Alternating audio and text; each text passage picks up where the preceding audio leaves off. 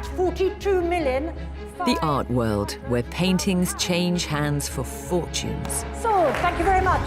But for every known masterpiece, there may be another still waiting to be discovered. This is it.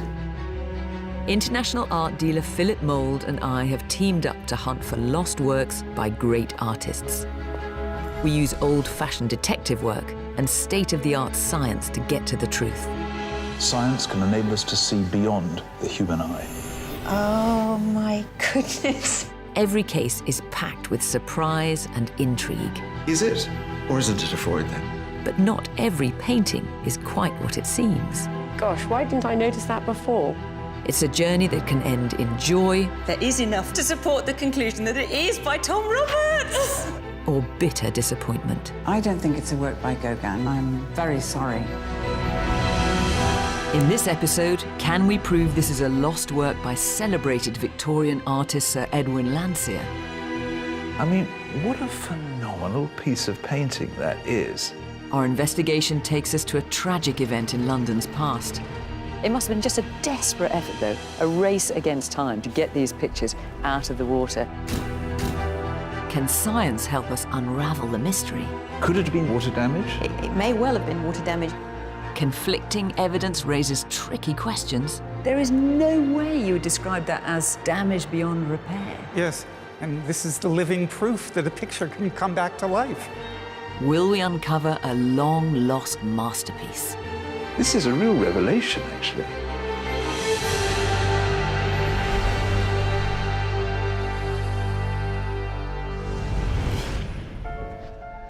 Hello. Hi there.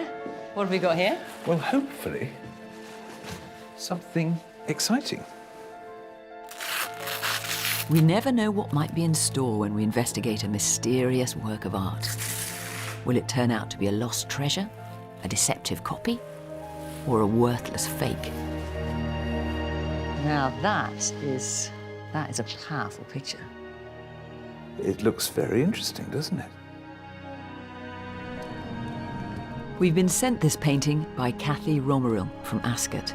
She picked it up at a local auction over 30 years ago, but recently discovered it may be a long-lost masterpiece.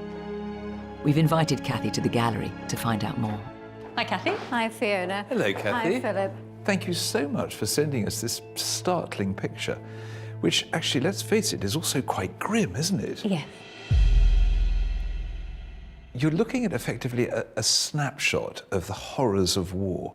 It looks as though a mortar has just blasted the scene. There are 2 dead soldiers, a dead horse, a possibly wounded one, and it's enveloped in smoke and flame.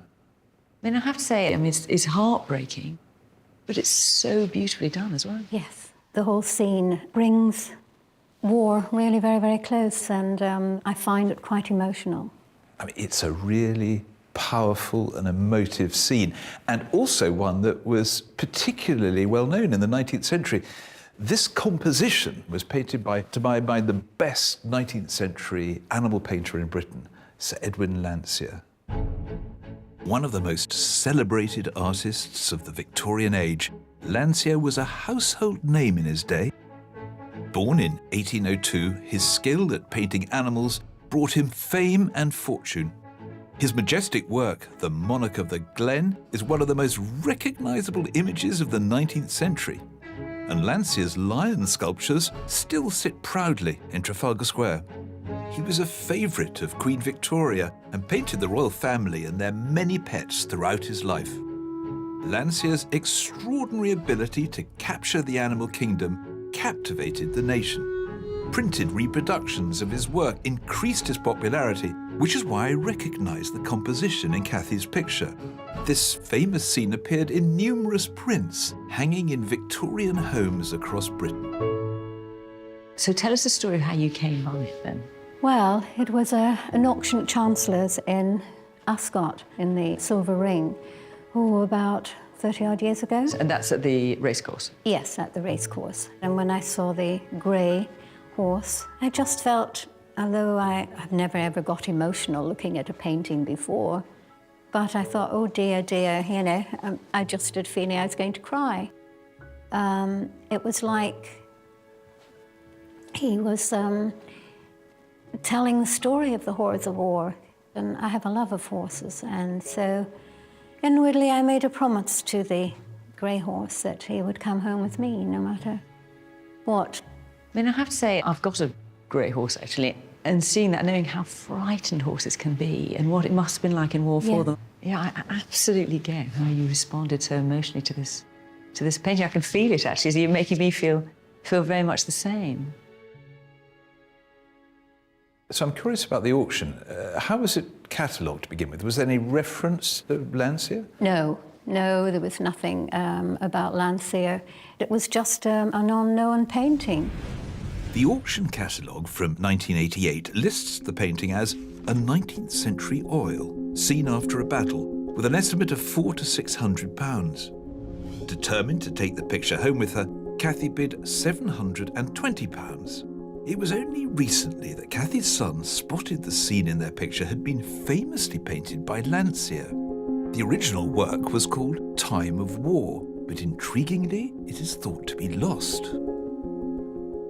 It was at the Tate Gallery in London in the 1920s, the early part of the century. The Thames had broken its banks and the Tate was flooded, and it was supposedly lost in the flood. The Thames flood of 1928 was a tragic event. People lost their lives and thousands were left homeless. The lower galleries of the Tate were flooded and hundreds of national treasures were damaged or lost. Landseer's Time of War was one of them. So how could it possibly end up here, then? Well, someone could have helped rescue it, and who knows after that what happened. So I suppose the big question is, have you bought a copy, which is quite possible, or could you have in fact stumbled upon the lost picture, the picture that was considered gone in the flood? In which case, well, it's got condition issues, clearly, which are going to hold it back. But I could see it making, I don't know, £80,000, possibly more. But just as important, you would have recovered a really significant work by a major British artist that was thought lost for getting on for a century. I actually think it is. But, you know, that's just my opinion. It's so well painted. And, of course, I would love it to be a Landseer. I'm keen to get the investigation underway by taking a closer look at the physical evidence, the painting itself. Pushing out through all of this mayhem are areas of real beauty. And I found myself sort of drawn like a moth into the smoky area of this grey horse's head on the left. I mean, what a phenomenal piece of painting that is. There's a sort of anatomical understanding going on. And look at the way the nose is done, the soft tissue. You know, you do feel that you could press it and it would give in the same way that the soft nose of a horse would. I mean, unquestionably, something has happened to this picture. It's been traumatized at some point in its life. And if you look into the flank of the central horse, which is, after all, the main part of the composition, you can't really read it. Your eye bounces off it. The paint is opaque. It's sort of milky in areas. Could it be that this is flood damage? And if so, that might take us closer to the possibility that this is one and the same picture that was in the Tate in the flood. Kathy bought the picture all those years ago with her ex-husband, Barry. They're still good friends, and she'd like him to be part of the investigation. So we're calling him in the States. Barry, very nice to see you. Thanks for joining us from Florida. Nice to be with you. And this is a bit of a fake or fortune first, because we are reuniting you and Kathy. You've been divorced for 30 years or so. And, of course, you're separated by the Atlantic as well. And you've come together to investigate this painting. So, I mean, we're now looking at it to see if it could be a work by Edwin Landseer. Was that something that had ever crossed your mind, that it could be by one of the greats of the Victorian era? I have to say the answer is no. It had never crossed my mind. We both liked the painting, and that was it. So if we do manage to find out the painting is by Landseer, what would that mean to you? Well, it would mean, I think, to both of us, certainly to me, that we had great taste, in the artwork. I'll be delighted.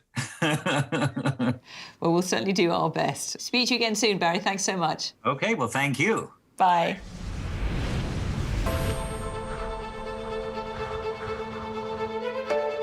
I've come to Edinburgh on the trail of Landseer. I want to see how Kathy and Barry's picture compares to genuine works by the artist. So I'm heading to the Scottish National Gallery. It's home to a wonderfully rich art collection. Works by some of the greatest names in Western art are hanging here, including paintings by Landseer. And there is one which has become one of the most famous images of the 19th century. The Monarch of the Glen.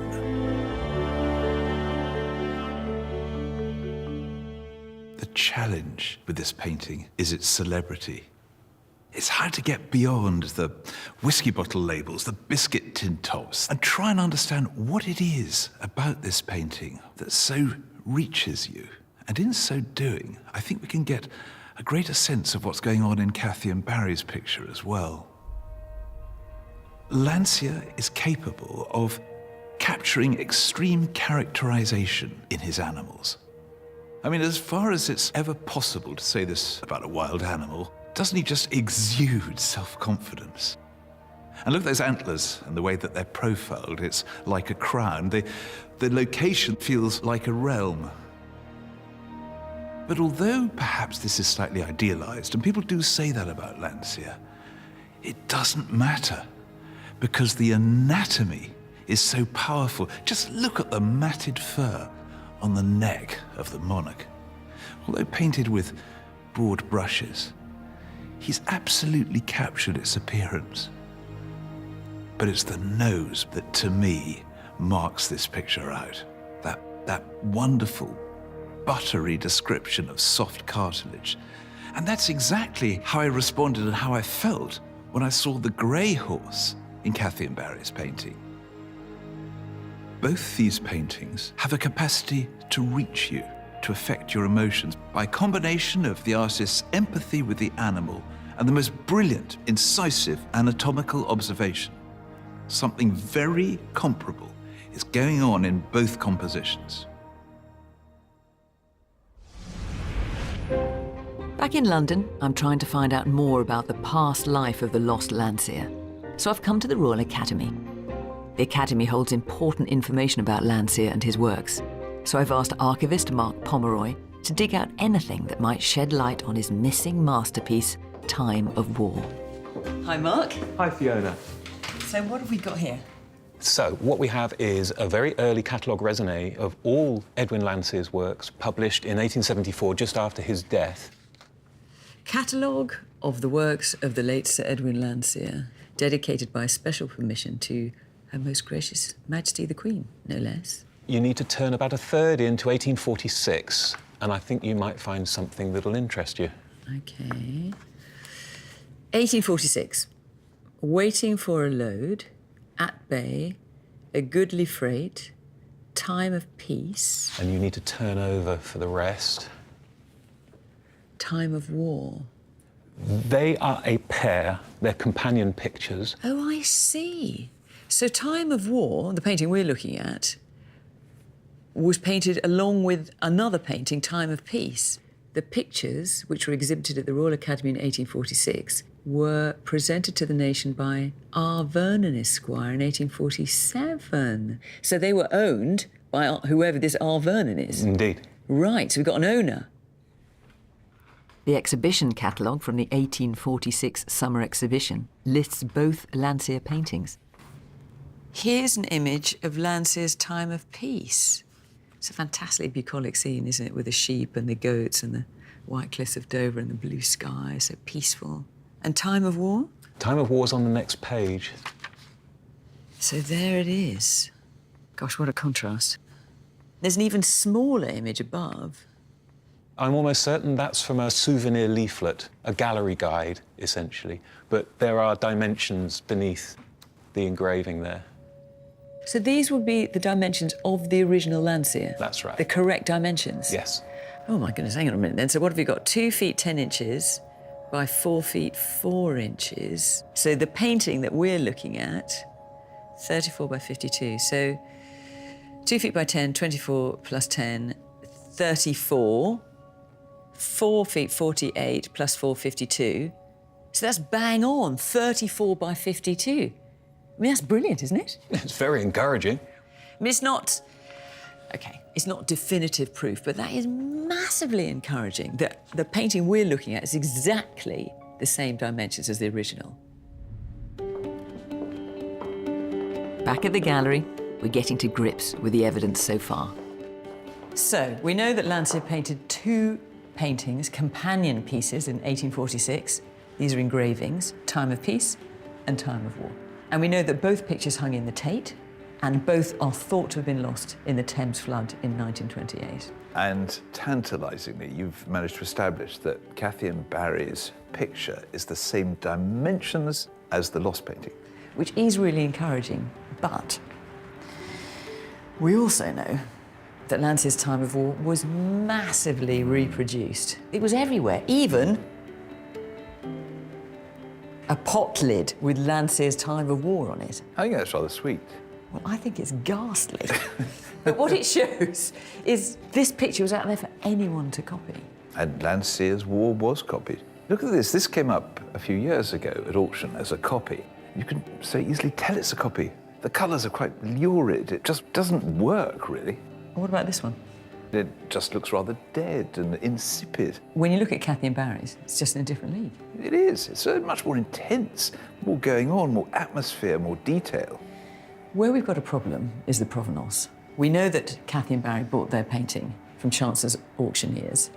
Chancellor's auctioneers ceased trading in the 1990s, and there are no surviving records at all.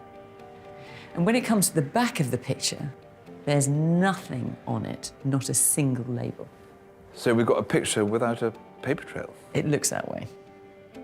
What we can do is go back to Catalogue Raisonné, 1874. And what that shows us is Time of War presented to the nation by R. Vernon, Esquire. So he obviously owned the painting. So who was he? I think what we're going to have to do is, rather than work back from Kathy and Barry, we're going to have to work forward in time from R. Vernon, Esquire. And if we could prove that Kathy Barry's picture was one and the same as that, well, that would be job done, wouldn't it?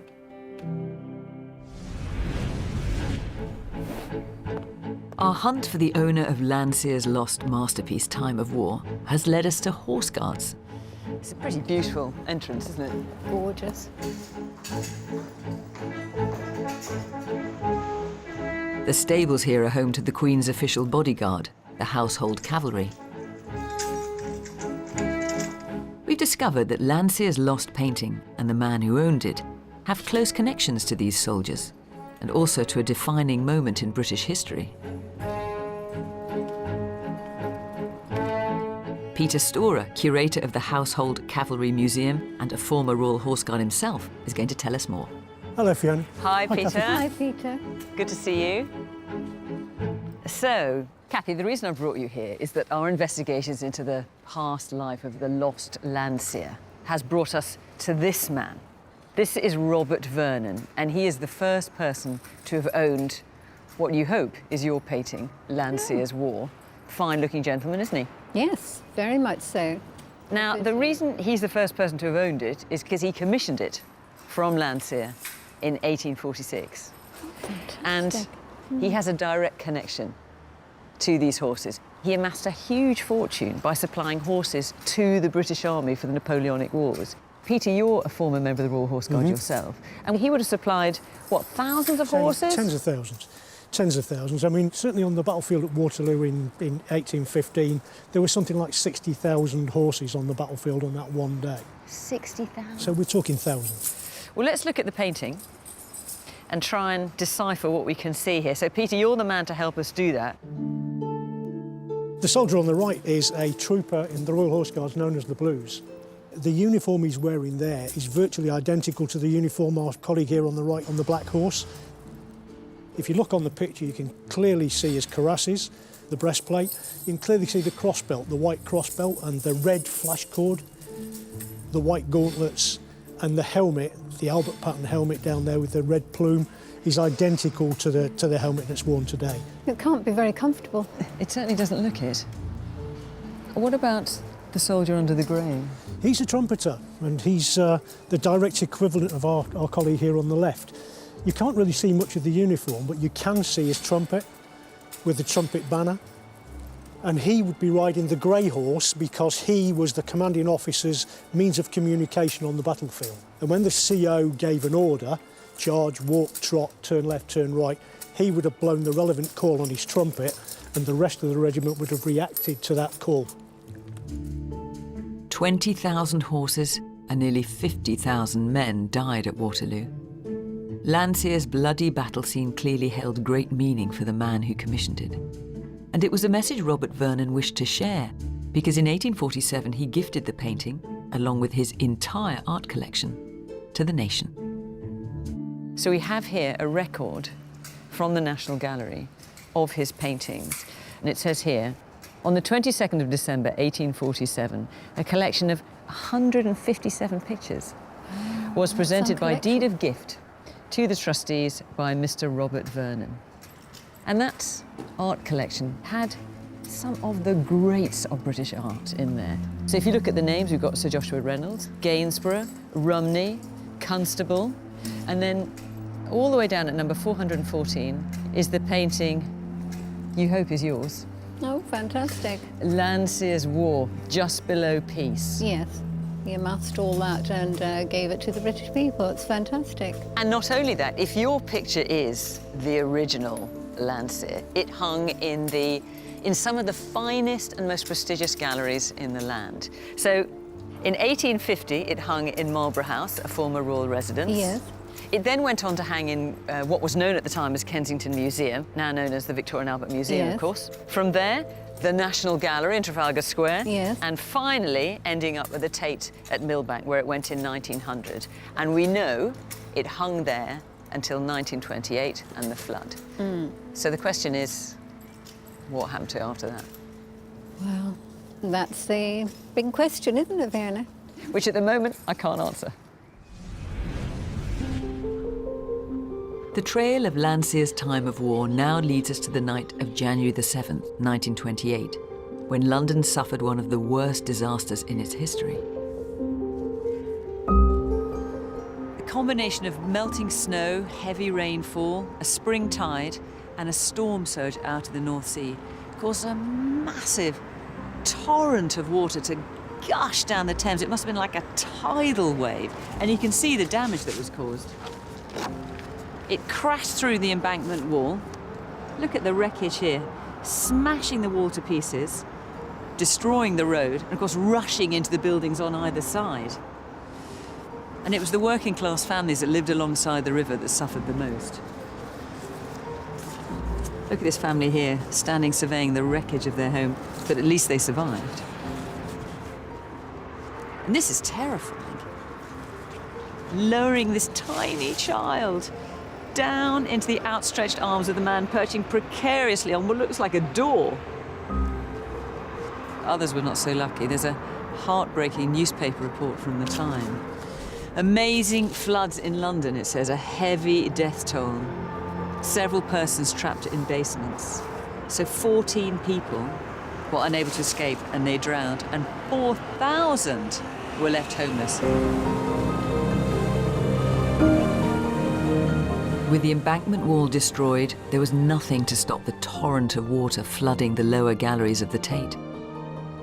Staff spent 12 hours trying to rescue hundreds of masterpieces from the National Collection. You can see these two men wading through what must have been freezing water, and I think they're coming out of that door just behind me there. Look at these guys, all four of them. More, 5 of them, lugging this huge painting. It must have been just a desperate effort, though, a race against time to get these pictures out of the water. And here they are, propped up against the wall. I mean, just here, where I'm standing, the finest of Britain's collection of art, just stuck up against a wall. We know that Landseer's original time of war was in the basement gallery here at the Tate. So what kind of state was it in when one of these men finally managed to rescue it? So are there any signs of flood damage on Kathy and Barry's picture? To find out, we need to examine the work forensically, so I've sent it to the Courtauld Institute. Professor Aviva Bernstock is one of the world's leading authorities in the scientific study of art. Her research could provide crucial evidence to prove whether this picture is a long-lost work by Landseer or an imposter by another hand. Hello, Aviva. Oh, hello. So, what are your first thoughts on this? Well, I think it's a very nicely painted picture, very skillfully done. Particularly the horses' heads, they're really fantastic. So what about the condition of the picture? Well, that's one of the problems, and there are some obvious condition issues which make the composition quite hard to see, actually, in passages. So the painting has had some damage, and it's been lined onto a new piece of canvas using a wax resin adhesive, and you can see that oozing out around the sides here. Yeah. Okay, so the actual canvas has been cut off the stretcher and put onto a new canvas. Yeah, it was a method that was used from the 1920s onwards to prevent moisture ingress into paintings or to slow it down. Could it have been done in response to water damage? It may well have been water damage. I mean, you can see there are other signs that the painting's been affected by changes in moisture conditions. Can I use a torch just to have a close look? So, yeah. Can you see that the paint is cupping up? I can. So at some point there were moisture fluctuations or changes in environmental conditions to which the painting was exposed, and that's what caused the cupping. And could all of that have been caused by a flood? Difficult to say if it was caused by a flood, but certainly there's evidence that it was exposed to moisture at some time. I need to find out what happened to the paintings that were caught in the Tate flood. A total of 226 oils were submerged, and in the immediate aftermath, damage assessments were made. I've got some copies of documents here from the Tate archive, and they all relate to pictures that were caught up in the flood of 1928. The first one is just a hastily written report, but intriguingly, it's like a kind of triage system of damage to these paintings, a bit like you would people going to a hospital. So category A is the least serious, slight damage or none, and Landseer's War is not in there. Category B, rather damaged but easily repaired, and our painting is not there. Category C, this is damage beyond repair. And down this list, you've got Landseer Peace and Landseer War. So Landseer's War is recorded as damage beyond repair. But what became of it in the months after the flood? This is a final revised list, September 1928. Ruined by flood. That's not a great word, is it? Ruined. And there is Landseer's War. So step forward in time to 1935, and I've got a report from the Tate. It says the director was authorised to destroy the remains of certain pictures which had been damaged beyond repair in the flood of 1928. To destroy them. But then what it doesn't say is which pictures were they? Was Landseer's War among them? It's just so odd. If it was destroyed, how was it destroyed? When was it destroyed? Surely there would be a record of that. I find it very strange that there wouldn't be. So what happened to Landseer's War?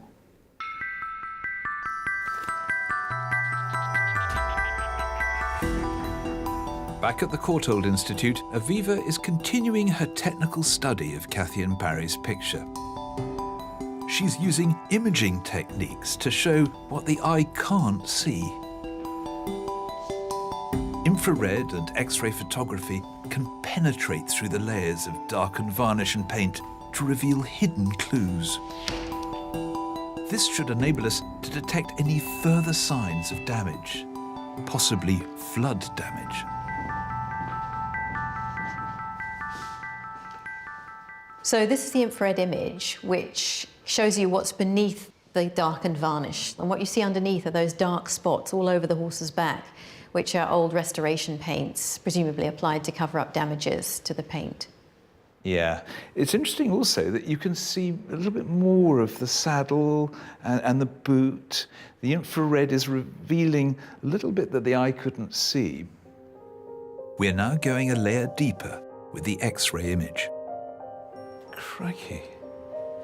Look at the energy in that picture that you couldn't really see with the naked eye, that hurricane of strokes in the background. Yeah, I mean, it's a very energetic use of lead white containing paint around the horse's head to shape it into exactly the right shape. And doing it in this sort of rather dangerous, explorative way is not surely the way a copyist, someone who's replicating another work, is going to do it. Yes, it would be very difficult to mimic the style that's so freely painted. So what can you tell us about the condition from this? On the lower right-hand corner, you can see there's quite a lot of thick, dense, white-looking areas, which look uncharacteristic of the rest of the painting, and I think they have been put on to disguise some kind of damage underneath. But there's definite evidence that something has happened to this picture and that repair has been required. That's what it looks like, yes. Across London, I'm heading to the National Gallery. I've been trying to find out what happened to Landseer's time of war after the flood of 1928. It was among 18 paintings listed as damaged beyond repair. But I recognise one work among these pictures, The Execution of Lady Jane Grey. It's a painting by Paul de la Roche. And as you can see, it's far from ruined. Curator Chris Riopel has agreed to tell me about the resurrection of this monumental work. Hi, Chris. Good to see you. Hello, Fiona. Welcome. And standing before this sumptuous painting, how is it that, according to several lists in the Tate, it was either damaged beyond repair, completely spoiled, or even destroyed? So what's it doing here? Well, this great flood of 1928, all of a sudden they were faced with an overwhelming crisis. What to save first? The most important things were the works by Turner. And I think that the decision was made that all the effort had to go into rescuing the Turners from the water, and less important things would be put aside. And when things get put aside, they get forgotten. So this was just forgotten about then, was it? It was forgotten about from 1928 to 1973, when a young researcher went in to the Tate Conservation Studios, saw a number of rolled up pieces of canvas, and just asked, could we unroll that? 2 pictures were in it, one by the great English painter John Martin, and with it rolled up this picture. So this was just rolled up, sort of tucked away somewhere for 40 odd years? Yes. Yes, and repeatedly reported as no longer existing.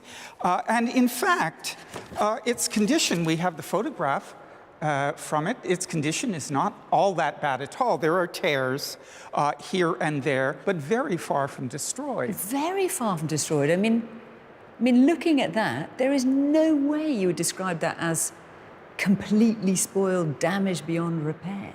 So why on earth did they say that at the time? I find that absolutely gobsmacking. Yes, perhaps one of the reasons is that Paul de la Roche, the artist, in the 1830s, was one of the most famous painters in the world. By 1900, he was almost utterly forgotten. And so there must have been no great energy to put effort into saving this picture at that moment. And in fact, in one of the lists, they say that the works destroyed were of no aesthetic interest whatsoever. And so a painting like this was considered of no aesthetic value whatsoever? Aesthetically, they didn't see the importance of it, so they seem just to have rolled it up with other pictures and turned their attentions elsewhere. All this is making me wonder then if the Landseer we're looking at, which was also described as damaged in the flood, in fact, like this painting, wasn't that badly damaged, but was kind of tucked away and just forgotten about because no one valued it. Aesthetically, they didn't really rate it. This may very well be the case, that Landseer's popularity had diminished as well, and decisions had to be made, and it was pushed aside. And so maybe, what, pass it on? Yes. Yes. sold to a it, student, I don't know. maybe you can learn something from this. And therefore, the painting that we are investigating could be one and the same painting that was listed as being damaged in the floods. Stranger things have happened. And this is the living proof that a picture can come back to life. It seems extraordinary, doesn't it, that a painting like Lady Jane Grey would just be rolled up and forgotten about it. You can't imagine that happening today. But, you know, the Tate back then wasn't the powerhouse in the art world that it is now, and they just didn't have the means or the resources to conserve all the paintings damaged in the flood, and inevitably, some fell by the wayside, even a painting like Lady Jane Grey. Back in Edinburgh, Aviva has come to the Scottish National Gallery on an evidence-gathering mission. To determine whether Kathy and Barry's picture is the work of Landseer or a copy by another hand, we need to compare the pigments with known works by the artist. The gallery has agreed to let Aviva study Landseer's The Monarch of the Glen. It's really a massive treat to be here in the gallery, having the painting taken down, especially for us to look at. It's fantastic. Landseer's most famous masterpiece has been valued at £8 million. A team of specialist art handlers ensure it's safely off the wall. Of course, they have to be really careful because the paintings are very heavy and, you know, one slip could be a disaster. Aviva can now get to work to discover what this masterpiece is made of. What I'm using today is an X-ray fluorescent spectrometer, and it's a technique of non-invasively, so it doesn't damage the painting at all, looking at the elements in the pigments, and from that we can identify the pigments with luck and compare them to the painting that we're investigating. This data will allow Aviva to go back in time to the very ingredients he used to make this masterpiece.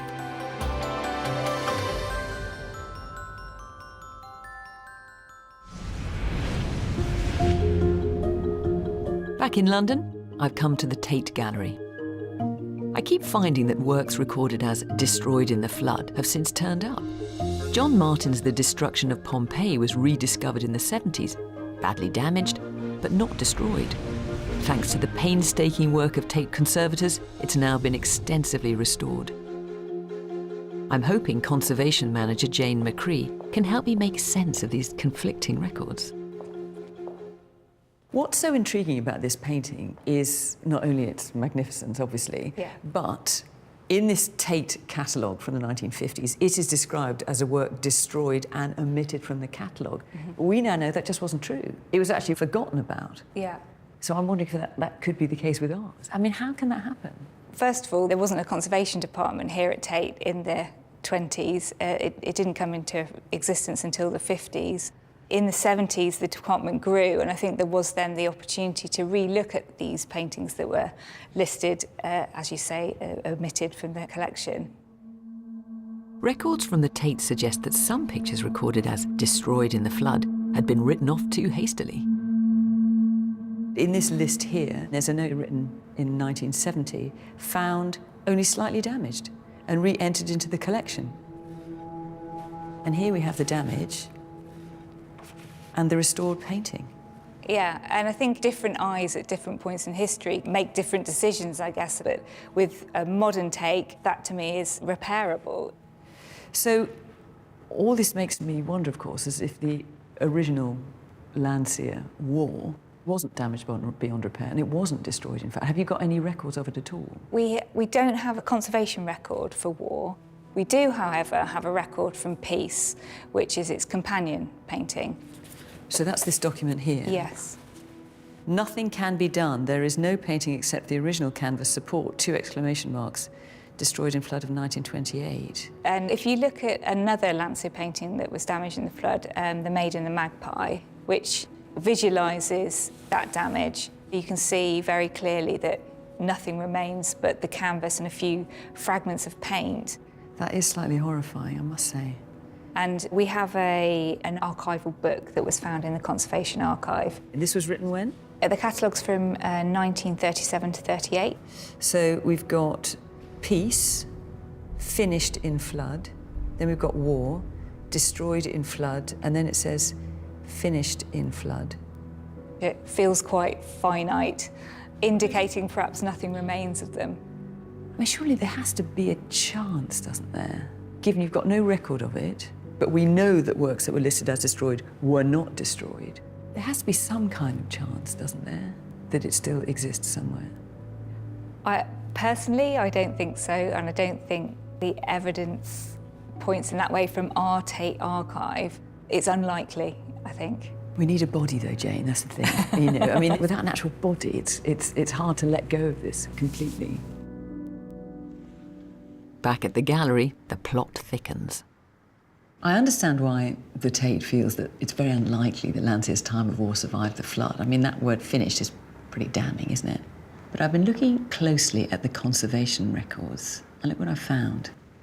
There's a listing here of a painting by Lance George called Fruit Piece. See that word there? Finished. But look at this, found in the 1970s. This is Fruit Piece. Now you can see the damage up here. But finished? Because look at it now, fully restored and back in the Tate collection. It's so frustrating. I know these records are from a long time ago, but paintings that were described as finished weren't finished. Some paintings that were described as destroyed haven't been destroyed. I just really want some physical evidence as to what happened to Landseer's time of war, and without that, I haven't got a body. And so there's just a little part of me that thinks maybe it did survive after all.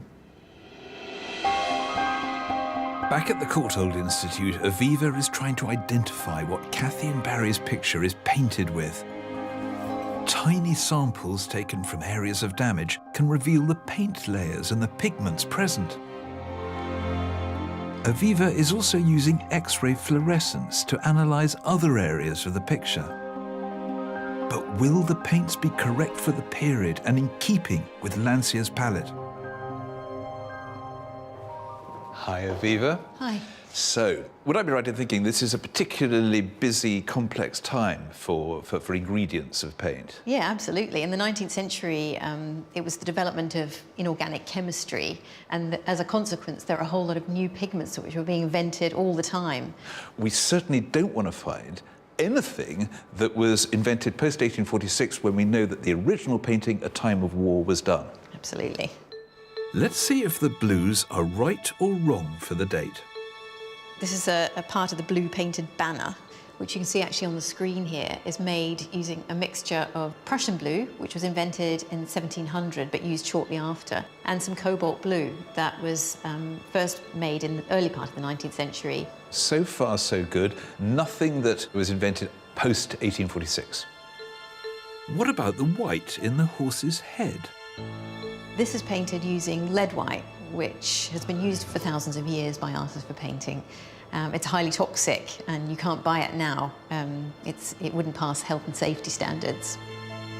Will the reds of the soldiers' uniforms sound alarm bells?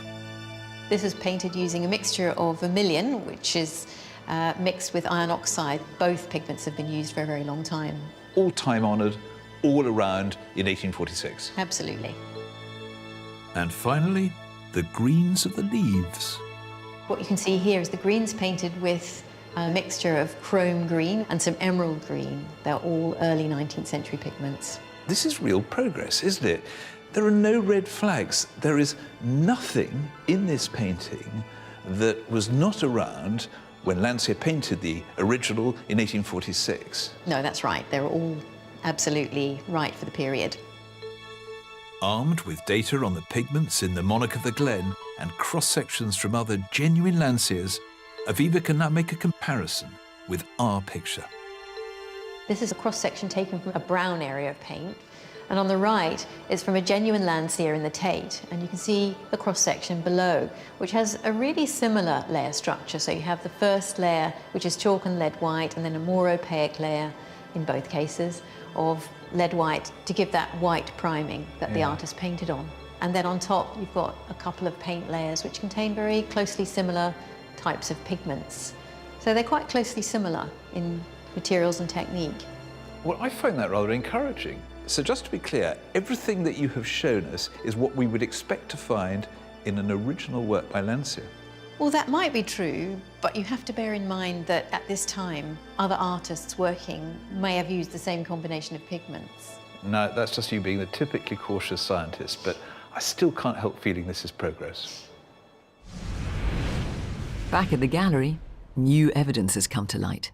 We've discovered something in the Tate archives that could be a game changer. Now, I know I said I wanted to find a body. Ta-da! I have found one. Now, this is admittedly before the flood of 1928, but this is a photograph of Landseer's original time of war.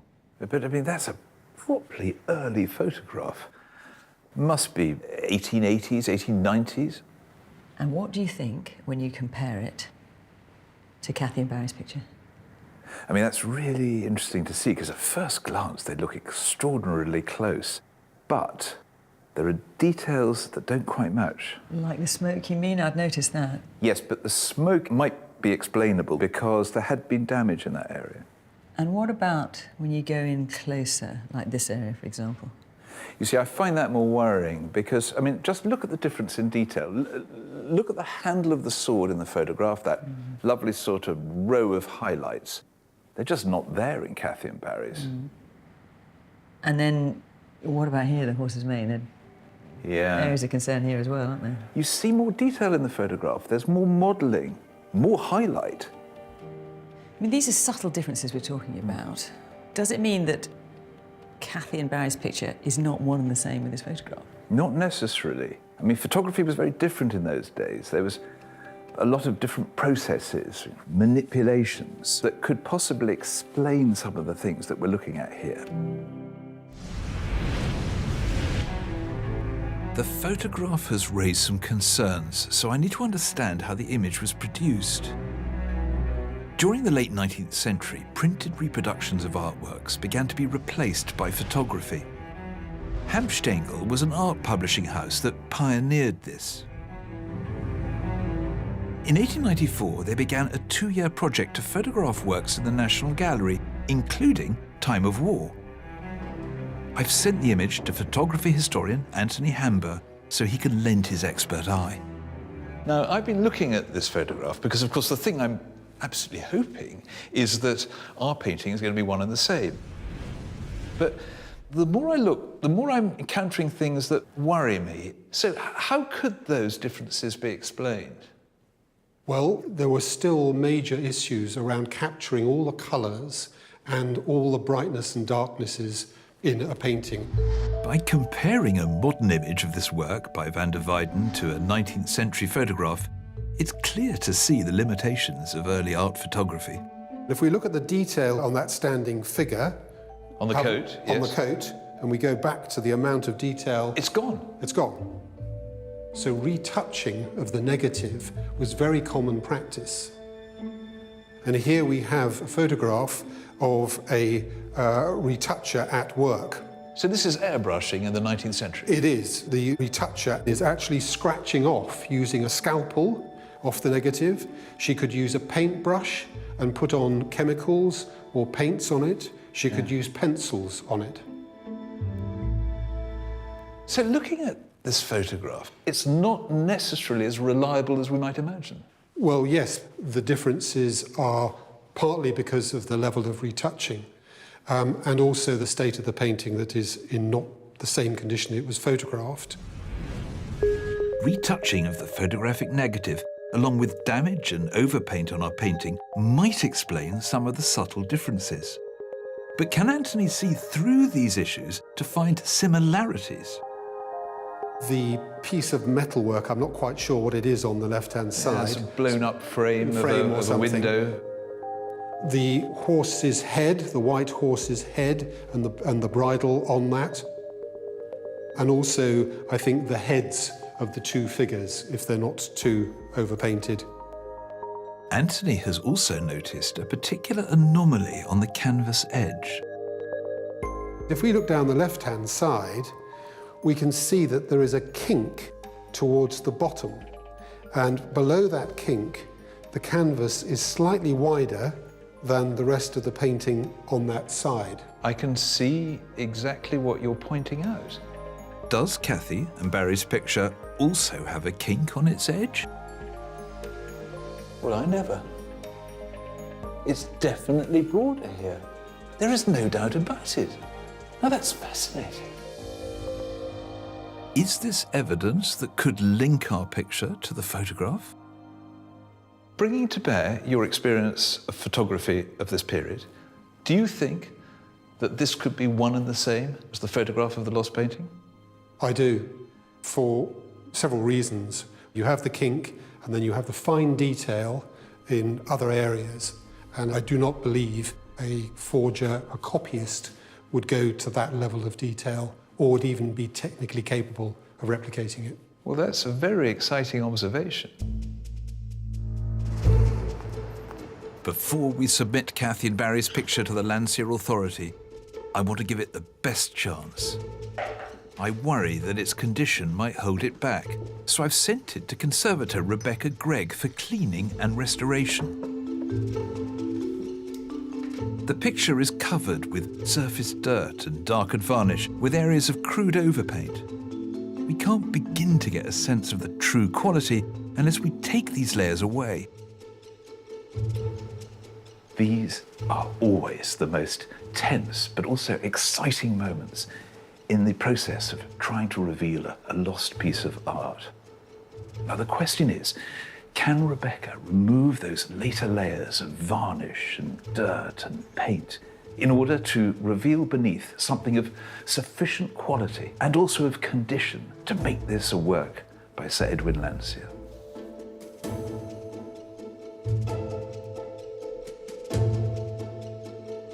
The solvent is beginning to bite now. You're now able to see through the discoloured varnish, the yellow, rather overcast layer in the background. It's almost as if sun is shining through the clouds.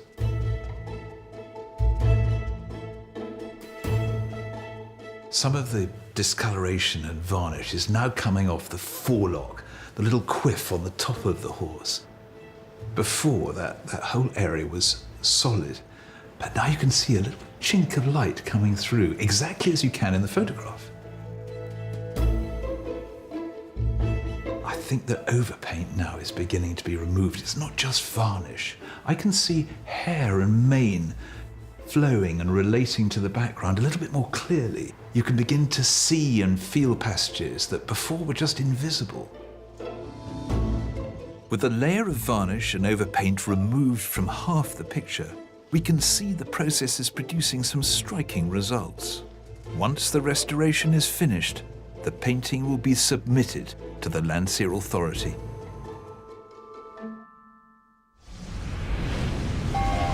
The day has come to find out if Kathy and Barry's picture is a genuine work by Sir Edwin Landseer. There are quite a few things that are looking really rather good for Kathy and Barry's picture now. We've managed to establish that it is exactly the same dimensions as the original Landseer Time of War, thought to have been destroyed in the flood. And also other paintings that were thought to have been destroyed in 1928 in that great flood have turned up decades later. So it's possible that Landseer's Time of War wasn't destroyed either. The only thing is, we have no provenance to link Kathy and Barry's picture back to the original Landseer. Literally none.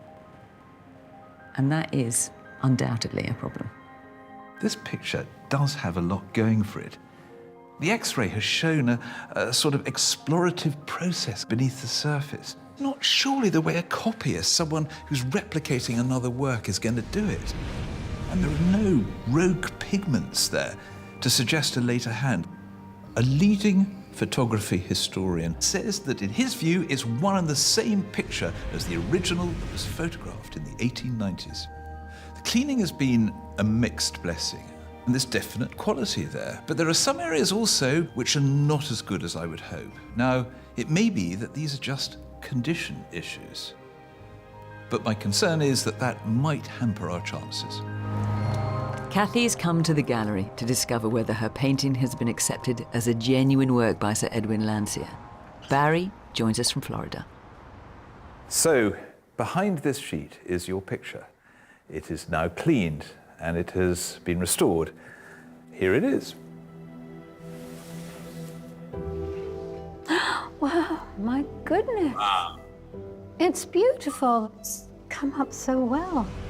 Now that the layers of varnish, dirt and overpaint have been removed, the painting is both brighter and clearer.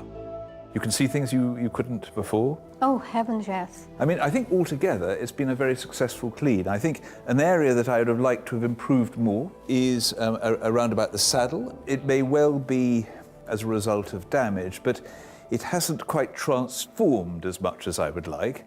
Having said that, there are other areas of the picture which are now all the more appealing. Absolutely the case, yes. Landseer authority Richard Ormond has examined the picture and our dossier of evidence. We're about to find out his decision. So I've got here the verdict of your painting in this envelope. I mean, there's a lot to play for with this picture, isn't there? So if this were just a mere copy of a work by Landseer, it would be worth £2,000, £3,000, possibly £4,000 as a decorative picture. But as a Landseer, we would be talking £80,000, possibly more. But I have to say, if you could prove this were by Landseer, you would be giving the nation back one of the great treasures. This was a highly popular image, and it disappeared. Well, here we go. Are you ready? Yes. Ready as I'll ever be. You're sounding nervous now. I'm a bit shaky.